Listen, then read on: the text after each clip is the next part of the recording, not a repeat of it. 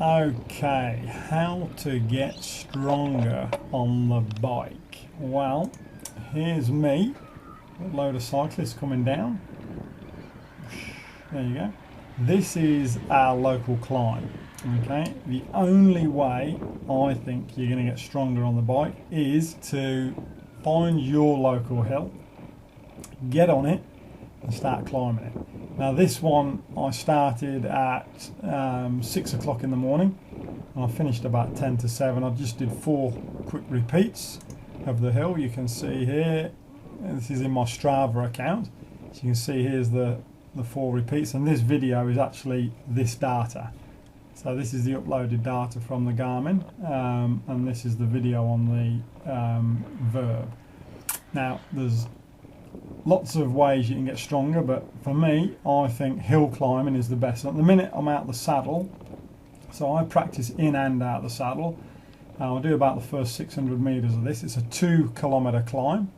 I'll do about the first 600 out the saddle and then get back in, and then you can jump back out again later on, but this is the last and final run up for me. So it's a 2k climb there. Let's have a look. Here's the data. 2k is 133 meters and it averages 7% grade.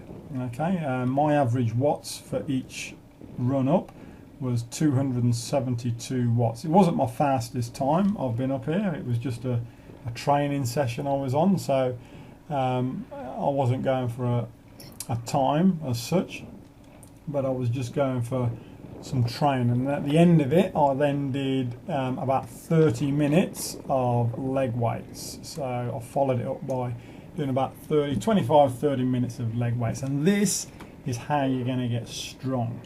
Okay, so I'll just run through a bit of this data here. My average weighted watts for the total runs up, the 4 runs up, was 240. Average heart rate was 141, maxed out at 166. So there's the data for that. It's pretty straightforward, just up and down, up and down, up and down. Now your your zones. Here we'll just jump into my Garmin account. Now, working out your zones, your heart rate zone, you can work this out easily. You can just take the data from a few weeks of rides, and you'll soon come up with what your maximum heart rate is, especially when you know you've gone hard on a climb or whatever you've done, and you'll see your heart rate will max out. So this figure is from data collected over a few weeks of riding. So the other way you can do it is you can get 220 and minus your age, and then that will give you your a rough estimate of your max heart rate, just a rough guide. But the best way I think to do it is to get out on your bike and do some efforts. Same with your power meter. Now my FTP at this stage, this was done about 5 months ago I think, and it's 245 watts. I think now I'd be more like 255, 265, something around that sort of zone. So I'll have to do another FTP. I'll do another one on the bike, on the indoor trainer. I did this one, and the next one I'll do the same. I'll do it on the indoor trainer. And then once you get your zones, your FTP and your heart rate, you can plug it into this, and then the program, this Garmin program, will work out all these figures for each of the zones. Okay, and the same with your power. Once you put this in here, it will work out all the different zones and the percentages of power that you're using. So on this ride, 272 watts was what I averaged for the climb, for this particular climb. So that puts me in between the 257 and the 294, so that puts me into about a zone 5 for me. Okay, now your zone 5 may be high, you might be up over 300 watts for your zone 5, but that's just because you'd be a lot stronger than what I am.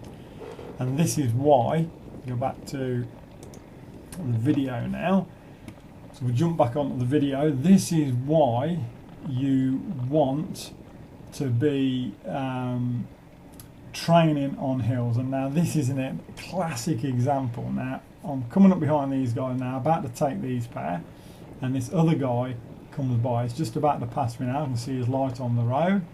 and he's out the saddle and he's just grinding up. He's just grinding. He's powering his way up. And this is why finding your local hill climb is going to be the best way to get stronger, because you're always going to find someone else. There's always another rider out there that is stronger than you. Okay, at some stage, maybe not on that particular day, but at some stage, if you do it regularly enough, you're going to find other climbers that you're going to be able to jump on the back of, like this one here. So I was lagging a little bit until this guy came along, and I thought, okay, I'll try and hold him for as long as I can up the rest of this climb. So here I am, jump back on. So it took me up to nearly 400 watts to get back on the back of his wheel, and I keep with him until around about 300 meters from the top, and then he pulls away. But this is why you got to get on the hills, and you got to go with riders that are stronger than you, and that is how, at the end of the day, you are going to get better on the bike. So I'm pushing back up over my 300 watts again, going into my higher end of my zone. And this is good. This is good practice. And guys like this don't mind you doing this. They don't mind you hanging on their tail.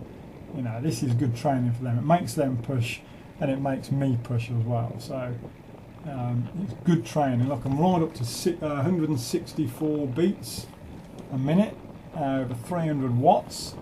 And this is good. This is how you're going to get stronger on the bike. So this is my advice. He pulls away now. I've just about had enough. So he leaves me, and this is the thing, there's no shame in being dropped by someone like that, because there will always be someone stronger than yourself out there. At the end of the day, you can never be on top form all the time, but people like that will push you and make you want to keep up with them, try and keep up with them, which will eventually make you stronger overall, rather than just plodding up at your same old pace, not doing what you think is a good effort. It's not a good effort until you're keeping up with guys like that. And that, basically, in a nutshell, is how you get stronger on the bike. So get out there, find your local hill, do some climbing, and get the practice in there. It's good fun. Hope you enjoyed it, and we'll see you on the next one. If you've got any questions or comments, post them down below, and talk to you soon.